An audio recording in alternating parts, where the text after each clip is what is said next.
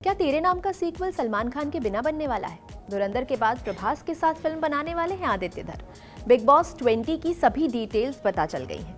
आलिया के अल्फा का टीजर किस फ्रेंच फिल्म की नकल बताया जा रहा है। इसके अलावा भी सिनेमा से जुड़ी सभी खबरें आपको मिलेंगी आज के फिल्मबाजी में। तो चलिए शुरू करते हैं ये सिलसिला।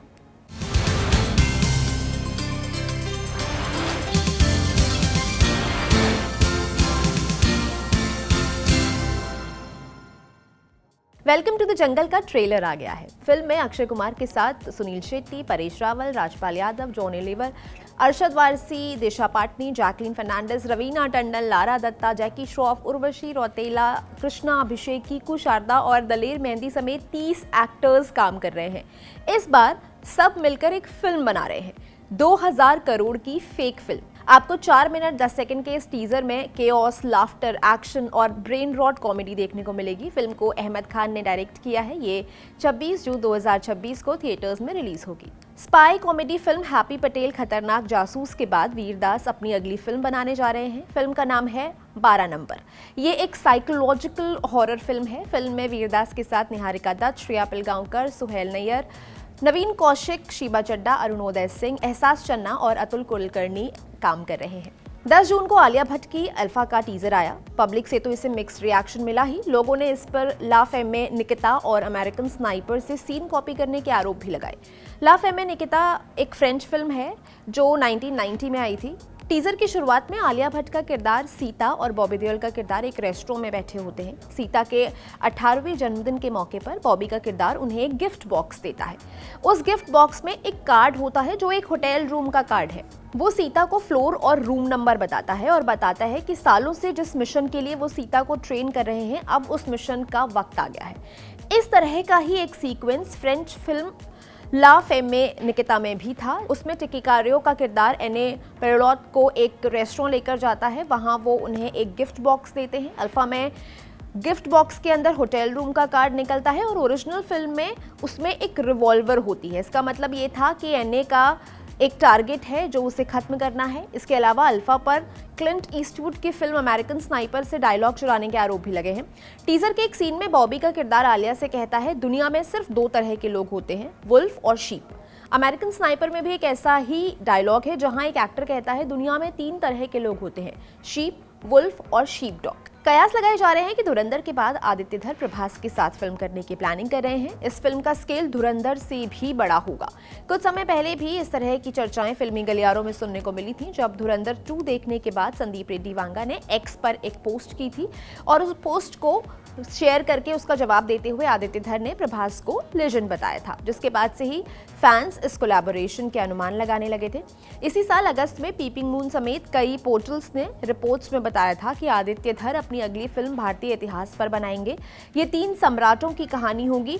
इनमें से एक सम्राट रणवीर होंगे, दूसरे के लिए प्रभास के नाम की चर्चा है। ये एक पैन इंडिया फिल्म होगी। बताया जा रहा है कि प्रभास के जन्मदिन पर इस फिल्म की अनाउंसमेंट की जा सकती है। वैरायटी इंडिया ने सलमान खान के रियलिटी शो बिग बॉस के 20वें सीजन से जुड़ा अपडेट दिया है। रिपोर्ट के मुताबिक ये शो 21 सितंबर से शुरू होगा और इस सीजन के होस्ट भी सलमान ही होंगे। रिपोर्ट में ये भी बताया है कि बिग बॉस से पहले सलमान वामसी पेडिपल्ली के साथ अपनी फिल्म SPC 63 के एक बड़े पोर्शन का शूट खत्म कर लेंगे। अक्टूबर-नवंबर से उनकी राजन टीके वाली सुपर हीरो फिल्म का शूट भी शुरू होना है। सलमान की टीम उनकी फिल्म्स और शो को ध्यान में रखते हुए उनका शेड्यूल तैयार कर रही है। शो के लिए कंटेस्टेंट्स के ऑडिशंस और शॉर्टलिस्टिंग भी शुरू हो गई है। मेकर्स ने कई टीवी सेलिब्रिटीज को शो के लिए अप्रोच करना भी शुरू कर दिया है। आने वाले हफ्तों में मेकर्स शो से जुड़ी और जानकारियां रिलीज करेंगे। लंदन में चल रहे टेक वीक में एरोज इनोवेशन ने अपने कई बड़े प्रोजेक्ट्स की अनाउंसमेंट की। इस दौरान एक बड़ा अनाउंसमेंट था एरोज यूनिवर्स। इसके तहत फिल्मों की फ्रेंचाइज को आगे बढ़ाया जाएगा। इस लिस्ट में तनुवेद्स मनु, फोबिया, इंग्लिश विंग्लिश, देसी बॉयज, रंगीला और तेरे नाम जैसी फिल्में शामिल हैं। इन सभी फिल्मों को नई कहानी और नए किरदारों के साथ आगे बढ़ाए जाने की प्लानिंग है। इस लिस्ट में सलमान की तेरे नाम भी शामिल है, लेकिन फिल्म में सलमान की वापसी की संभावनाएं ना के बराबर हैं। ऐसा ही आमिर और उर्मिला की रंगीला के साथ भी हो सकता है। इन प्रोजेक्ट्स को फिल्मों के अलावा एनिमेशन, माइक्रो ड्रामा और दूसरे फॉर्मेट्स में भी बनाए जाने की प्लानिंग है। 40 साल के बाद ऋतिक रोशन और रजनीकांत साथ में स्क्रीन शेयर करते हुए दिखेंगे। रजनीकांत की जेलर 2 में ऋतिक रोशन का कैमियो कंफर्म हो गया है। इससे पहले दोनों साथ में भगवान दादा में नजर आए थे। ऋतिक ने चाइल्ड एक्टर के तौर पर फिल्म से अपना एक्टिंग डेब्यू किया था। वैरायटी इंडिया की रिपोर्ट के मुताबिक कई हफ्तों के डिस्कशंस के बाद ऋतिक ने इस फिल्म के लिए हाँ कह दिया है।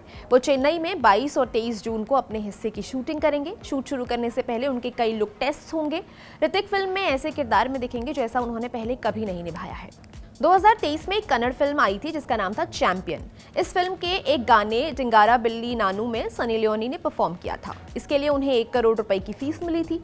फिल्म को शिवानंद नीलानवर ने बनाया था। उन पर आरोप है कि उन्होंने गैरकानूनी तरीके से निवेश और डिपॉजिट स्कीम के नाम पर 4,07,000 लोगों से पैसे लिए हैं।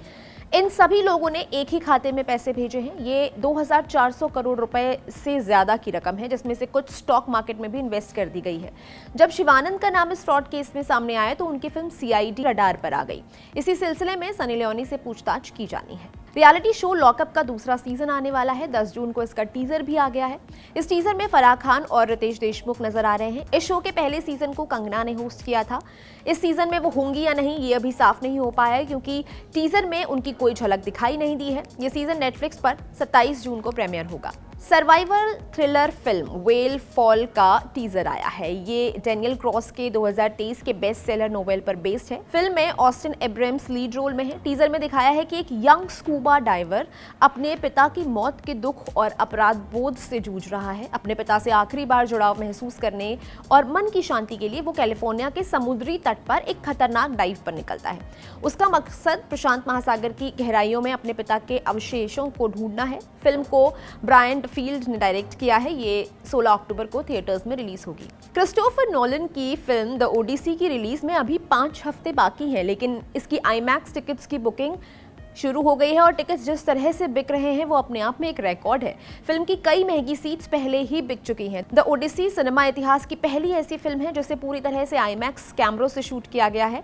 ये भी एक वजह है कि लोग इसके लिए काफी एक्साइटेड हैं। मुंबई और दिल्ली जैसे शहरों में कुछ IMAX टिकट्स 3300 रुपए की भारी कीमत पर बिक रही हैं। मुंबई के फीनिक्स पैलेडियम की PVR आइकॉन में रिक्लाइनर सीट्स का प्राइस 3300 रुपए है, जबकि वडाला के मिराज IMAX में सोफा सीट्स की टिकट्स 1800 रुपए में बिक रही हैं। और आपको पता है दिलचस्प बात यह है कि इतनी महंगी होने के बावजूद ये टिकट्स तेजी से बिक रही हैं। वडाला IMAX में रिलीज वीकेंड की ज्यादातर टिकट्स बुक हो चुकी हैं। वहीं PVR आइकॉन में पहले शनिवार और रविवार के शो लगभग हाउसफुल हो गए हैं। वहीं दिल्ली NCR में भी सेलेक्ट सिटी वॉक और प्रिया PVR में 2100 से 2400 रुपए तक की टिकट्स मिल रही हैं और ओपनिंग वीकेंड के कई शोज लगभग भर चुके हैं।